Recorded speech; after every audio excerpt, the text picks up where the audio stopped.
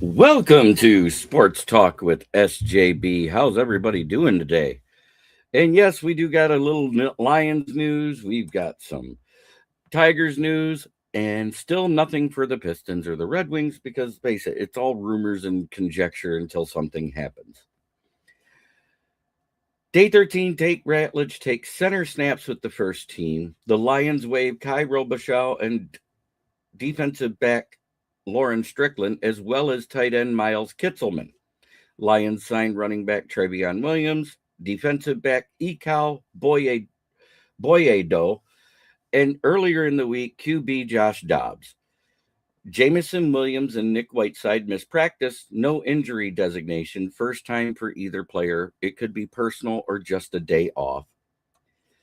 Keith Abney is getting first team reps at Nickelback. It's so good to see you guys in the chat. Thank you for being here, Nick and Yinzer. And for Yinzer, I got to do it. You know what I got to do.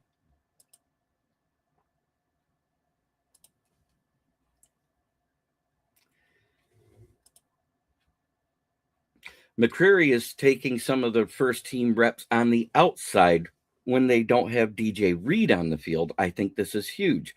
He's a veteran corner. He plays well. We know he'd probably automatically win the nickel spot, but it looks like it's a battle between Isian, Abney, and Rakestraw.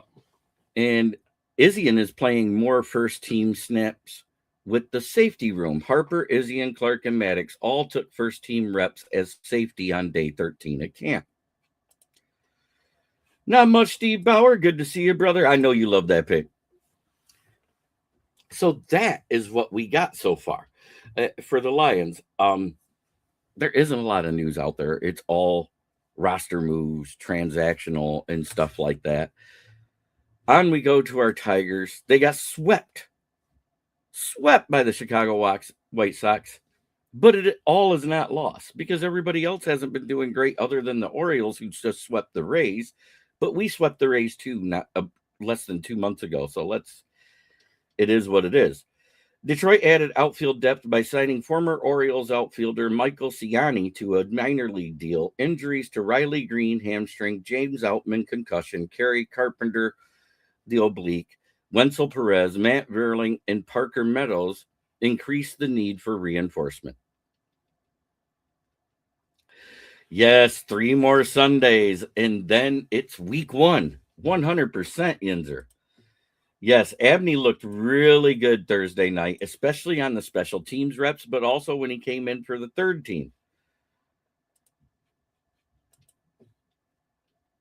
Max Clark was removed from the lineup on August 16th. The rookie, batting .264 at the time, was scratched from the lineup versus the White Sox. Detroit fans and analysts remain optimistic about his long-term outlook because I believe it was just a day of rest. There's no injury designation with it.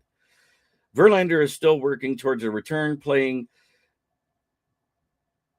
catch off the bullpen mouth. His season debut remains to be determined. He officially announced he will retire after the season. Despite the team's failings in Chicago, Spencer Torkelson, Kevin McGonigal, Dylan Dingler, and Cater Montero continue to be key contributors across the recent games. Yoli, good to see you, sweetheart. Pack Babes in the house.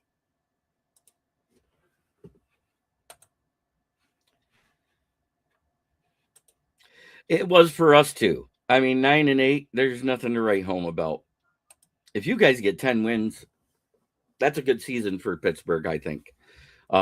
You had the chance to do more.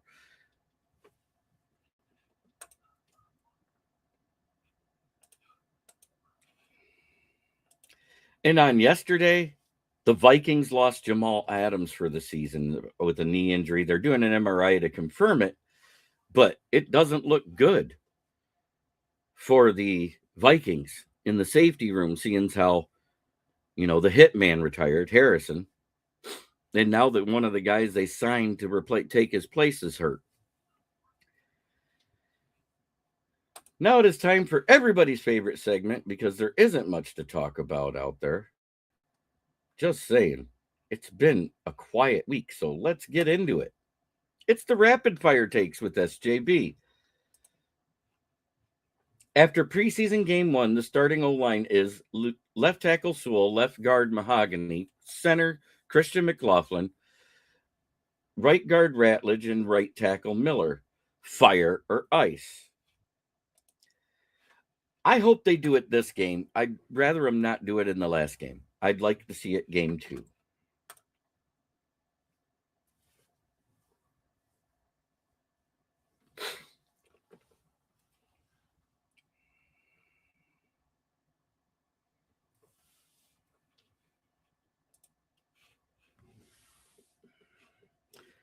Well, they said they were thinking about starting the starters at least for part of one game, due to the fact we're not doing any joint practices. We had a lot of injuries and fights during the joint practices, and I think that's why they're doing it this way. Ice, hopefully. You don't want those guys to be the starters?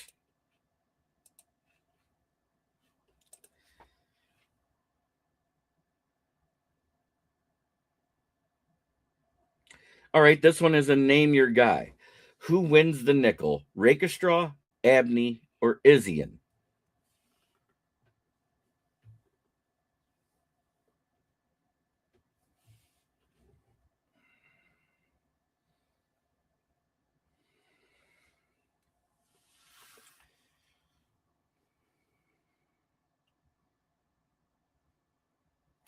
Right now, he looked better than everybody else who played there. We haven't seen Juice Scruggs play, and we haven't seen Ben Bartch play.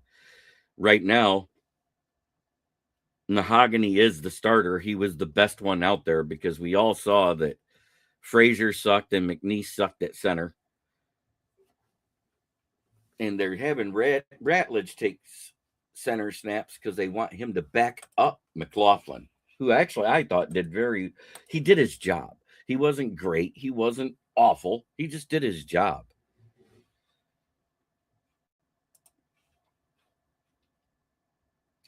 Can McCreary take over for Reed on the outside? Fire or ice?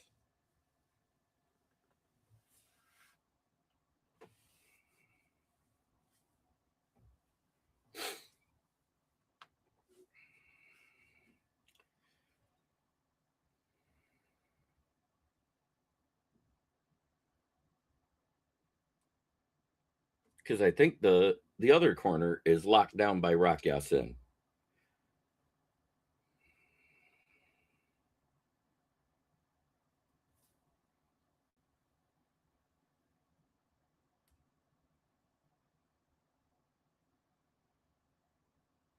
Ooh, he says ice.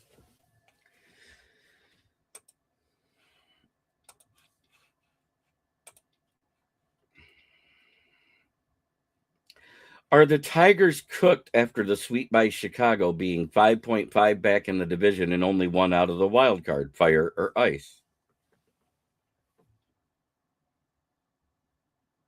I think they're cooked for the division. I think they can still make the playoffs.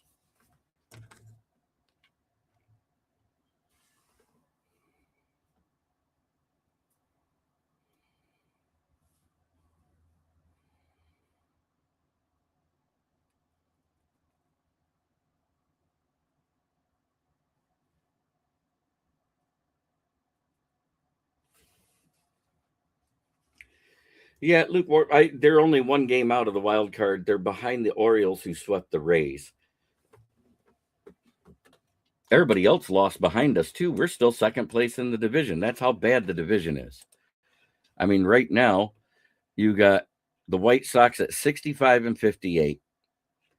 Then the next one in the list is us at 484. The Twins lost last night, and the Guardians lost, which puts them both at 480 on win percentage. Man, those 3 losses really knocked us back. Dingler finally snaps his hitless streak. Does he return to dominance, fire, or ice? That 2-run double he hit was huge.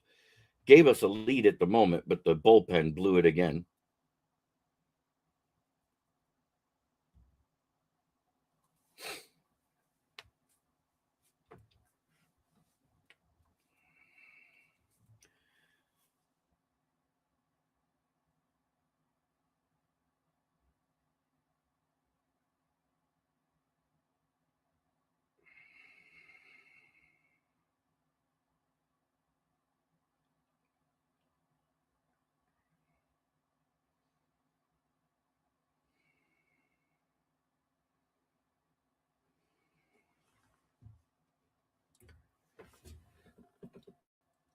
Is Montero our most consistent starter? He doesn't have the big strikeout swing and miss stuff, but he's consistent. 1 to 2 runs and earned runs per game, limits the pace path, doesn't walk a lot of players. He doesn't strike out a lot either. He's a pitch to contact pitcher. I think that's why Montero might be the most consistent guy, because Melton and Job just fell apart. Up until this point, I'd have said Melton, but I mean, he is 7-2 as a starter, so I'll give him that. Did have a low ERA till he got hammered.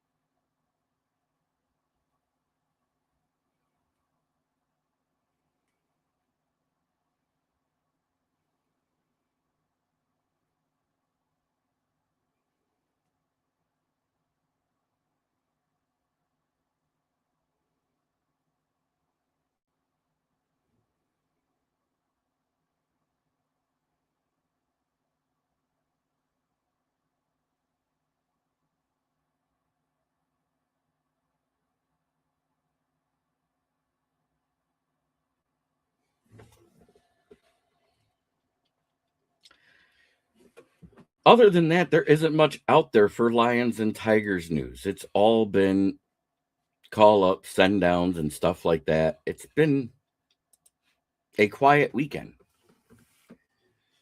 People are making mountains out of molehills with the Ratledge thing. Dan Campbell cleaned it up and saying, hey, we got to have somebody at backup till Mays gets back. And Juice Scruggs is just now starting to practice again. So having Ratledge take some snaps at center just gets him ready for NFL competition. And I think it makes sense.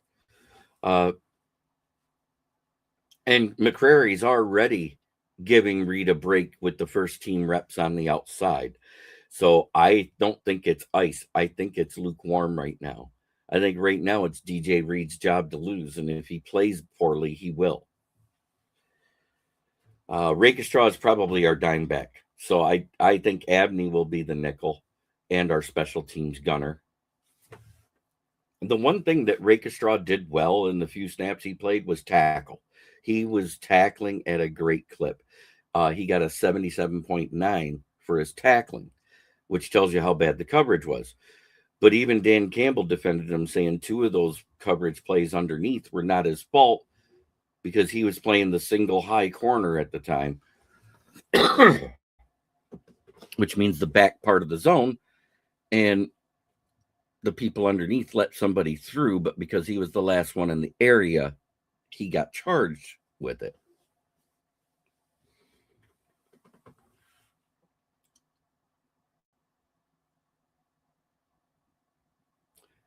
So that is your weekend wrap up.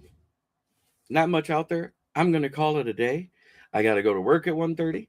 I hope you all have a blessed day. Try every day to be a better person than you were the day before. That's the only way to make the world a better place. It starts right here. Much love, everybody. Keeping it short, simple, and to the point. Have a blessed day.